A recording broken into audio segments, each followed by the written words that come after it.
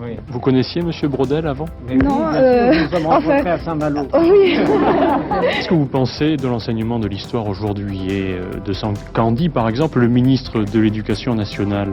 La Oui. chronologie, le Oui. retour à une certaine... Eh bien, écoutez, je crois que certain effort de dans mémoire. dans des classes jeunes, je ne demande pas que les gens connaissent par cœur les dates, les noms, etc.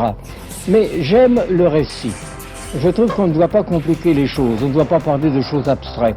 Enfin, nous avons parlé de la flotte française, nous avons parlé de la France, mais on a toujours été au contact des choses, au contact des réalités. J'aime les bons récits. Je crois que l'histoire traditionnelle, avec les aperçus, les ouvertures d'aujourd'hui, doit faire l'essentiel. J'ai peur que l'histoire nouvelle dont je suis responsable, l'histoire nouvelle a été placée dans les petites classes, dans les classes, mais dans les classes terminales, on a mis l'histoire traditionnelle. On a fait juste le contraire de ce que j'aurais voulu faire. Mais on ne me demande pas mon avis. Alors Fernand Brodel, pour 3 colloques. Dans le premier volume, le mot de capitalisme n'est pas prononcé, je crois.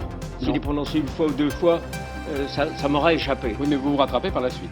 Oui, je me rattrape par la suite, mais parce que au rez-de-chaussée, là, dans cette vie quotidienne, cette vie ordinaire, cette vie de routine, le capitalisme ne joue aucun rôle. Alors j'ai cherché dans le premier volume, qui s'appelle Les structures du quotidien, j'ai cherché à ne pas parler du capitalisme. Le premier volume où le capitalisme n'existe pas. Vous parlez des gens, vous parlez de... Oui, je parle des gens, je parle des répétitions, je parle des habitudes, je parle de... Ah, vous parlez des boissons, des nourritures, du Mais bien logement, sûr. de l'habillement... Mais oui, je parle c'est même très des concret. techniques, je parle même des techniques, je parle des villes, je parle de la monnaie, je parle de tout ce qui se répète en quelque sorte et qui échappe, je dirais, à toute initiative. Et le capitalisme n'en est pas responsable.